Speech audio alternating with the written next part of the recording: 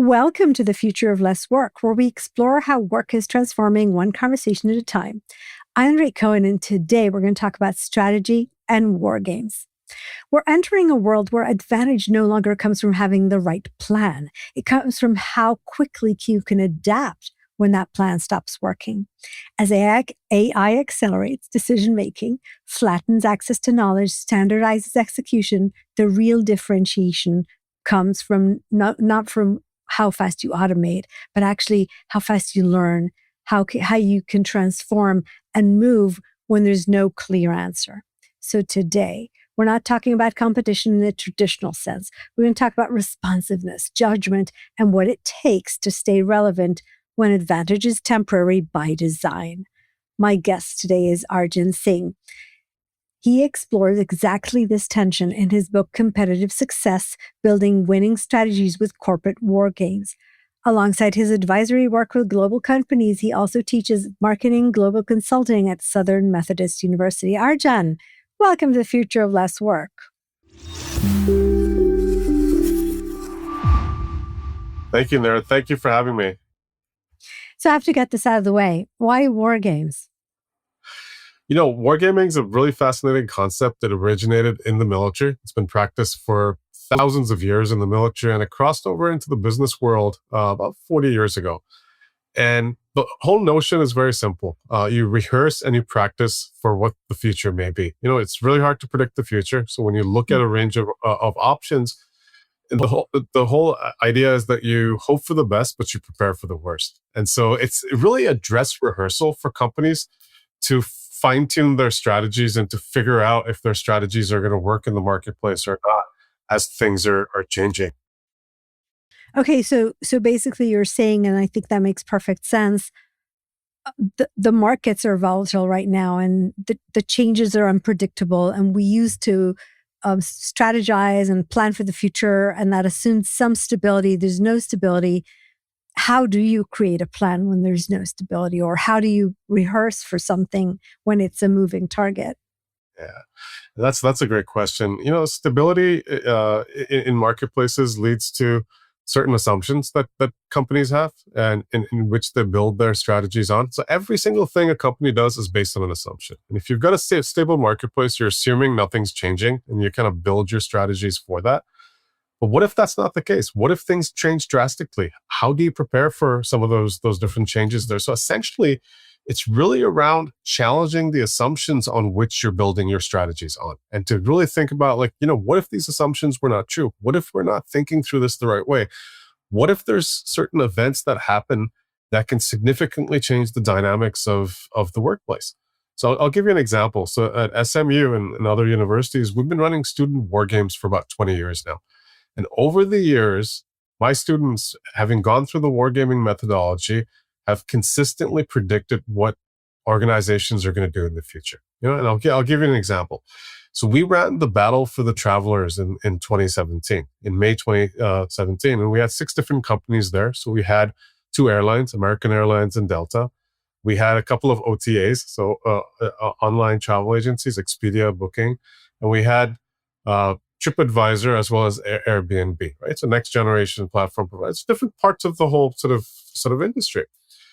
And in the war game, the students built their base case strategies, and all the students came back, and the inherent assumption that they had in all their strategies was that the growth in the United States in the travel market is going to continue. So it's going to be a booming marketplace, and here's what our strategy is going to be.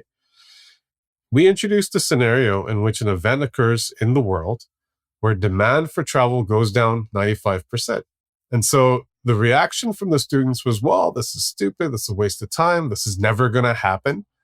But what it did was it changed the stability of the marketplace. And to survive in a market where there's only 5% demand versus 100%, it's very, very different. And so everyone had to go back. They had to rethink their strategies and come back and pivot from what they were doing. And that was the COVID situation. The students went through that in 2017. And so that's really the whole sort of value of wargaming, is to prepare for uncertainties that may happen in the future. So, I'm thinking this is a really, really great example. So I work with trends and future casting methodologies, right? So essentially, I'm trying to understand how that's different from scenario planning, right? Because that's what we're supposed to do, even when we do kind of standard. We used to have long range plans. We no longer, I don't think we have long range plans. But when we do forecasting and planning, you're supposed to look at the scenarios. And I think the real issue is that nobody thinks to bring in the scenario that says, what if travel dropped 95%? Because we do that. That's a stupid assumption, will never happen. And then we cross it out, right? Yeah. Yeah. And the key thing here with scenarios that we introduce into the war games is we look at it from an impact perspective, not a probability, right? So something that will be very impactful to the marketplace, don't look at the probability. Yeah, but if it happens, what are you're going to be doing? And so scenarios is one toolkit that's introduced into wargaming. And the big difference between scenario planning and wargaming is through a scenario planning exercise. Shell kind of did that in the 1960s. They brought it into the commercial world. They were one of the few oil companies that was not affected by the oil shocks that happened there because they had already built these scenarios around it. What wargaming does is actually activates the scenarios. So not only does it actually explore the range of future options that may be happening in the marketplace, but it drives it to action as well. So if this happened, what would you do? So the way I look at it is, it moves scenario planning from an intellectual exercise to actually operationalizing it within the constraints of an organization. And then you can carry it forward by building an early warning system. So you look at the indicators of your scenarios, you look at which way they may be trending, and you can look at lead indicators that will tell you which scenarios are likely to happen as well. That's the natural next step in wargaming, which a lot of sophisticated organizations do. The automotive industry is one that does a lot of this. The pharmaceutical biotech industry has started doing that as well. In technology, when you look at planning horizons, we're not looking at years. Sometimes we're looking at months, sometimes weeks. Just the nature of what's happening. There's you kind of customize it for the industry that you're in. And so, scenario planning and wargaming go hand in hand, and it's an important toolkit within a wargame. So let's look at this situation we're all in these days, because I'm thinking, can we, we used to plan into the future, and I mean, I remember strategic long range planning. It's like you had 5-year plans and 3-year plans, and they keep shrinking. And I'm not even sure I can see a year into the future these days with everything that's going on around us, right? So what kind of out there scenarios would you build into trying to figure out how to plan for a market that's changing? Not the market, the world, actually, the technology, the AI implications from a work perspective these days. Yeah. So one of the big trends I've seen in organizations and the clients that we've been working with, they're moving away from an annual or biannual planning cycle to a more sort of continuous planning cycle. So traditionally, what companies would do is they'd have like a 6-month process in which they'll do situation analysis, they'll gather information, they'll look at options, they'll build like a plan for the next year or so, and then it ultimately ends up in a budgeting exercise. So here's the initiatives. Right. And that takes 6 months to do anyway, right? Yeah. And then the plan kind of, so they'll do it start in February, finish by October, and then it becomes next year's plan. But by the time you start actually executing on that plan, you're almost a year into that whole process, and the world's changed, like you said, right? AI is one aspect. There's a whole bunch of, there's a lot of geopolitical changes that are going on as well. And so to factor that into a planning cycle like that is so long has become really, really arcane. And so a lot of organizations are moving away from that annual planning cycle to more sort of a continuous simulation / strategy cycle, which essentially means is that instead of like this long cycle that they have, they're taking smaller sprints and going through strategy, right? So keeping like the two main questions in strategy intact: where to play, how to win. But the how to win part, which used to be that annual planning cycle, is now turning into, instead of a year, it's turning into 3 months. It's turning into a monthly sort of exercise where they're going through that monthly cycle. They're pivoting based on new information and changes in the world as well, and then doing wargaming exercises to enable that, right? So if we're at this stage right now, 5th of January. If something happens in the next 2 weeks, how are we prepared for that? How do we pivot? How do you go from that? And then having that dialogue, that's really the key part of it. So with AI, a lot of tasks that management used to do previously have become automated. It's a lot quicker. Data's like really becoming available a lot more quickly. And there used to be this trend of moving away from like softer decision making to data based decision making, right? So this whole thing was around like intuition, experience, empathy were important, but management needs to make decisions based on data. Data used to be the limitation, and actually turning that data into information, insights, and actual uh, uh, uh, things that you could use in making decisions. With AI, that changes it. All that automation's happening there now. The shift is moving away from data. The data is a given. It's moving more towards the parts that technology can't do, which is the empathy part of it, the contextual part of it. Looking at the realities of an organization from a cultural perspective, and other parts that are really important in that ecosystem. So it's becoming a lot more dynamic than it used to be. Yeah, it's actually a really, really interesting observation, because you're basically saying, okay, AI can simulate the scenarios, it can crunch your data. If you do it correctly, it can give you this in a continuous cycle, as opposed to just kind of this once every, year or 6 months. And then what's left is different types of judgment. Yeah. As in, what am I going to do with this? Right. I'm thinking there's so much people related potential showstoppers to actually making the right decision, because you're saying, okay, the data shows you need to make a change to what you said 3 months ago, but there's a lot of implications to people and the stability and keeping things moving. How do you see that being balanced in organizations who are actually using the continuous preparedness cycle? It's a tough one. It's a paradigm shift, and it's really thinking through those different pieces differently. Like you said, it's about judgment. It's about trade-off. It's about ethics, and it's about cultural sensitivity. So for example, if you get AI to do an analysis on market entry for the Middle East, well, if it doesn't take into account the cultural aspects of it, you may not be able to replicate what you're doing in Europe and the Middle East or Africa due to like some of those other nuances that are there. And that's where experience really comes in. I mean, the best way to think about AI is it's a knowledge base. It's basically an articulation of, it's a quick way to search through database of all knowledge in the world, or mostly all available knowledge in the world, and to summarize it. But there's errors there. Would you trust a computer to make a strategic decision for your organization where it makes simple mistakes? I'm sure you saw this on LinkedIn and other places, spelling strawberry, for example, and counting the number of R's. And I show that to my students all the time to say, look, would you trust this in making decisions? That's where like the judgment part comes in. So, companies are still trying to figure it out. So the intent is there to move towards this more continual type of strategy, but it's much more intense for leaders. So now, instead of like setting the direction every year, every 2 years, they're having to do this on a monthly basis, or sometimes even less than that.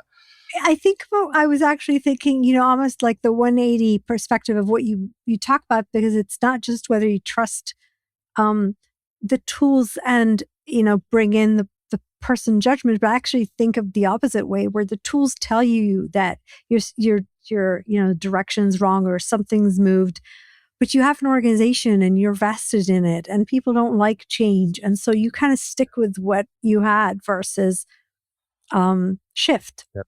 Yeah.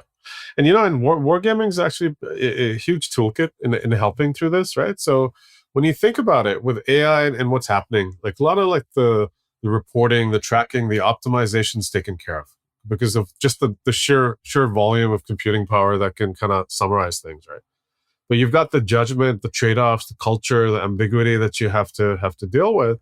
And so this changes the role of managers from being status update manager, which was a large part of it. Hey, do this data analytics, and which used to be a huge ask in itself, which has become automated. And now it's really around decision quality. Like, how do you ensure the quality of your decisions are high? Cross-functional alignment, which is very important. And then, making sense in uncertainty. Like you said, it's not a stable environment that you're in, but how do you kind of figure out, like, what are the signal versus the noise that's really, really important to think about.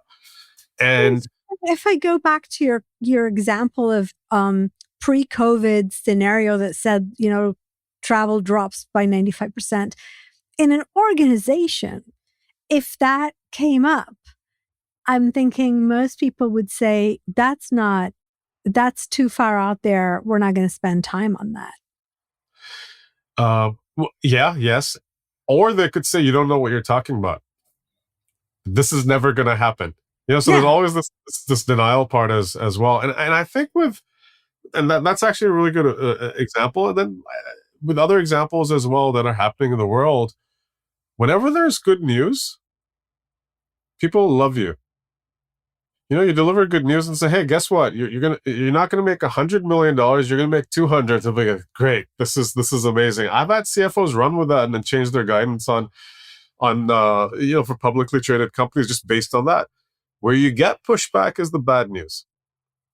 Guess what? Your market's going to go down 95%. Your strategy is not going to work. Your competition is going to attack you. The government's going to change policy that's going to affect you. Your supply chain is going to be affected by the geopolitical events that are happening.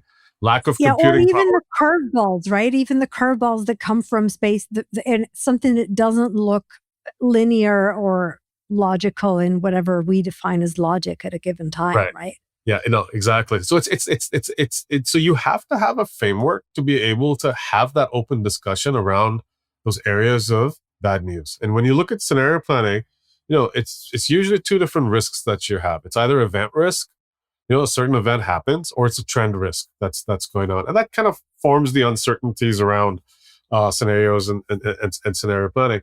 But if you have a transparent framework to be able to have that discussion, that really changes the discussion from, if you present bad news and the senior person says, "Hey, you know what?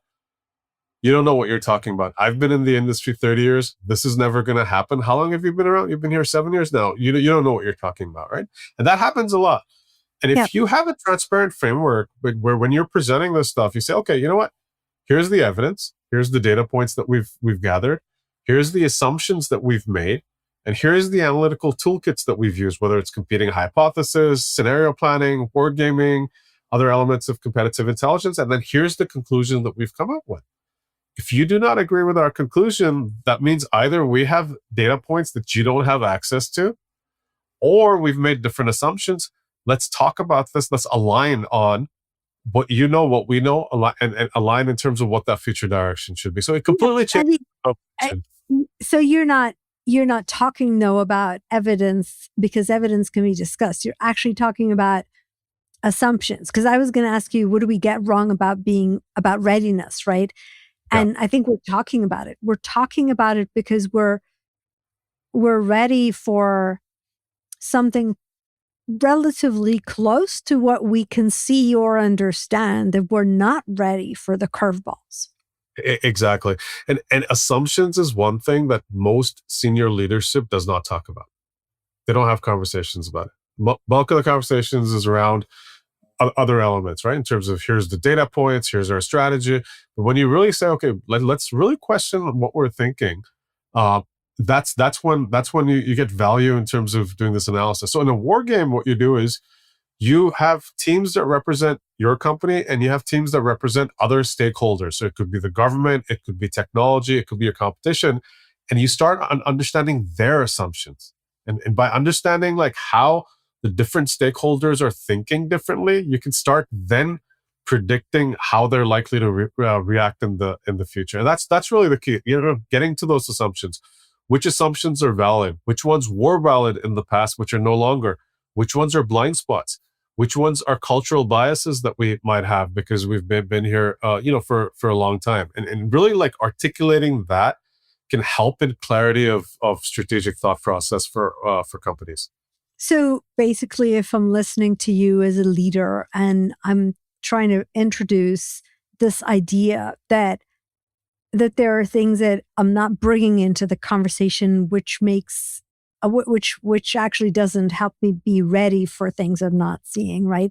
You're basically saying if there are people in the process who are responsible for other points of view, Yeah, um, ecosystem, and it could be any player that can throw you a curveball, right? They should have the liberty to go rogue and see what they might do, and how it might affect you. exactly. And you go rogue in your organization. So again, back to wargaming. Wargaming is a really cheap way to figure out if your strategies are going to work in the future or not. And it's much cheaper to do a war game, spend a half day, do a 1 day session, than to go out in the marketplace, spend millions of dollars, and then learn that your strategy is not going to work. Right? It's a stress test that works really really well. I'll give you an example. I did one.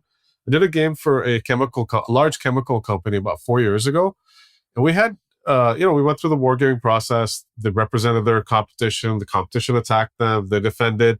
Then we threw in some scenarios as well, and so they went through that. They were prepared for all these different uncertainties that were going to happen. And then 3 years later, they called back and they said, "Hey, we want to do this war game again." And I was like, "Well, your business is not really changing. I don't know if you really need one right now or not." And we talked more, and it turned out what happened was every, every single scenario that we went through in the game actually happened in the marketplace. Hmm. And so they made hundreds of millions of dollars because of that one workshop that we had done. And they said it was crazy. One after another, these things started happening, and we were prepared for it because we already had plans for this, right? So doing it in a controlled environment, like you said, going rogue in a sense, kind of like skunk works as well, in your organization, to really, give that creative freedom to really think through and analyze things from a what I would call a 360-degree perspective. And that's really the value of challenging assumptions.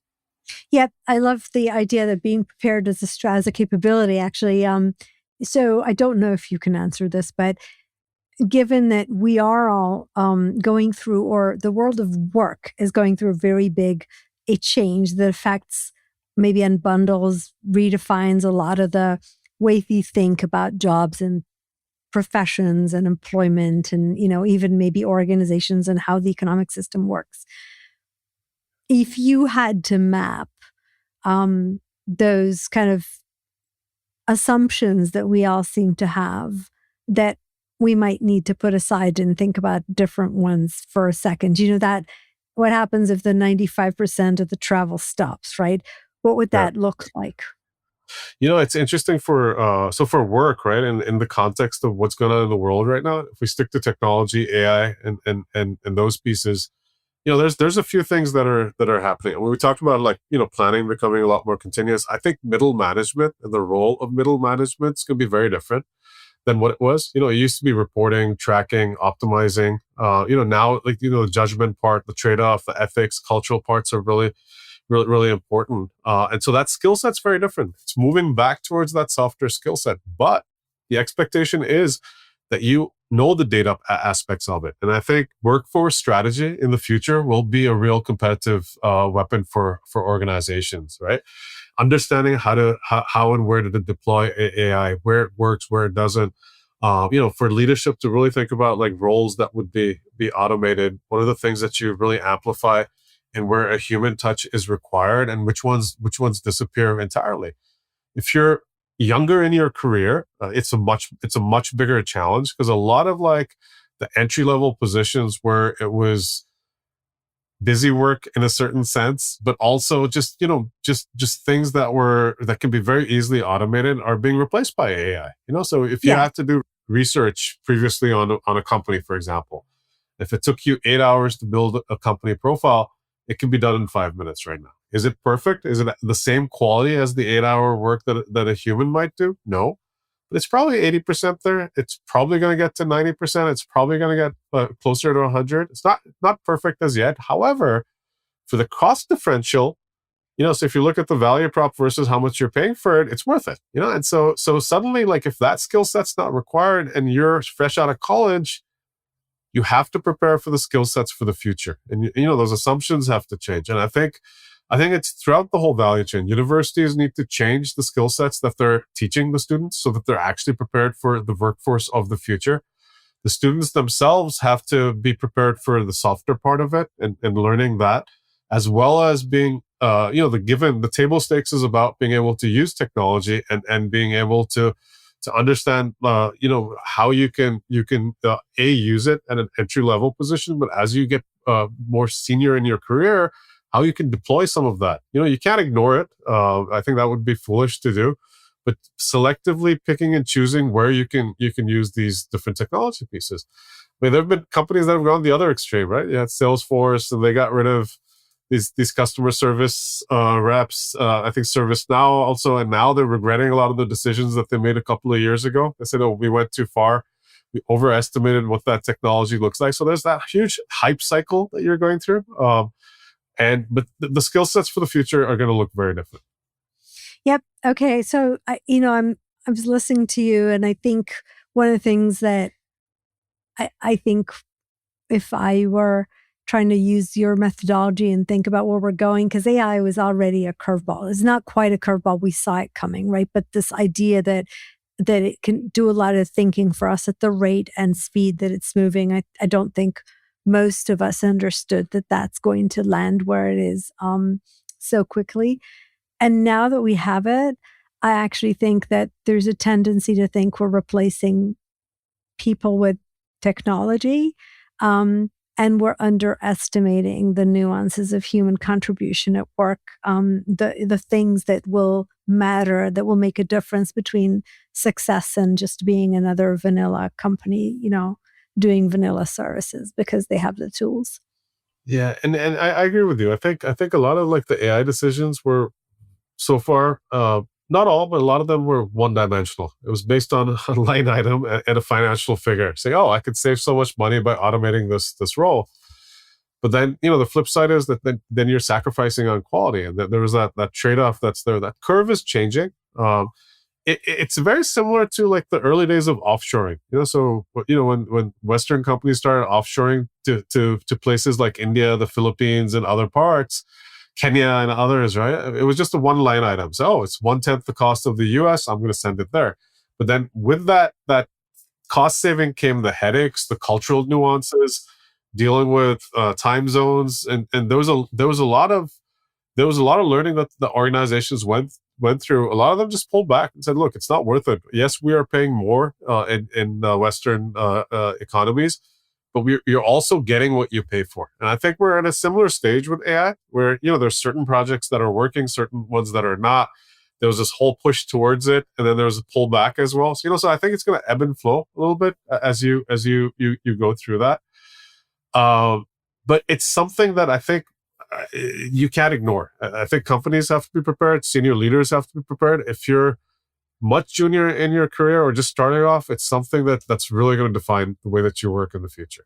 Yeah, I was smiling there because I was actually on relocation in Santa Clara when we were offshoring, and I remember it being treated like an Excel spreadsheet. Right, you reduce a person in the U.S., you bring a person in India, and I remember saying that's not going to work. It doesn't work this way. It took us a decade, I think, to get it, about right. But yeah, totally agree with you. So, since we're redesigning this world of work for a world where uncertainty is a fixture, right? It's permanent. What's that one human capability you think we should be investing in first? Being comfortable with ambiguity is a big.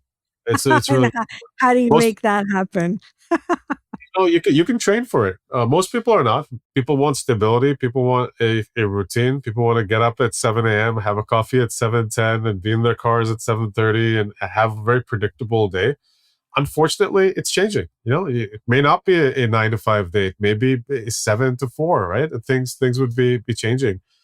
And I think every individual can take small steps for doing that. Go out and do something that you're very uncomfortable with. That's actually the easiest way to do it. Is to go and do something So, that you so haven't. build that muscle. You're saying just like you go to the gym and you build muscles, go do this one thing you're uncomfortable, break the predictable cycle, break your day, or kind of Yeah, introduce something into your day that you're comfortable with. exactly. And do one a week. Introduce one thing in a week that you're not comfortable with. At the end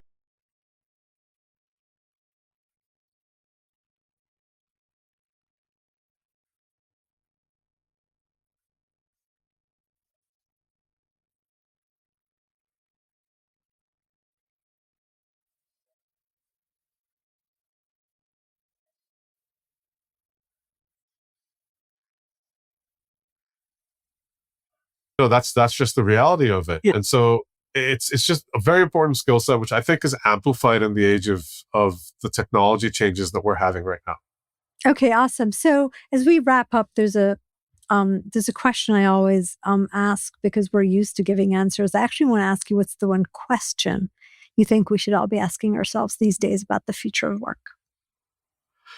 That's a great question. I think it's a very personal question for everyone, and I think the best way to think about it is to really design your future. So from a personal level, to really think about, okay, where would I really want to be in 20 years? In terms of work. Do I want to be sitting on a beach working 2 hours a day? Do I want to be sitting in an office going in 10 hours a day, or I want to be working from home or hybrid or something else, right? Because that will then give you a blueprint for what you would need to do to be able to prepare for that. And whether it's getting more uncomfortable, whether it's more skill sets, it's that the softer skill sets versus like the hard ones, the data oriented technology and understanding those parts. But I think it starts with that. Is to really think about like what that future you want to construct, and then you can think about the steps you can take towards getting towards that. Awesome. Wonderful. Arjan, thank you for joining me today. For more about Arjan and his book, Competitive Success Building Winning Strategies with Corporate Work Games, check out the links in the podcast description. Thank you for joining us, listening in. And remember, your best people do not work because they have to. They do not work because you tell them to or you measure them on it. They work because they want to. Because by working for you, they're doing what's important for them in life. Till next time.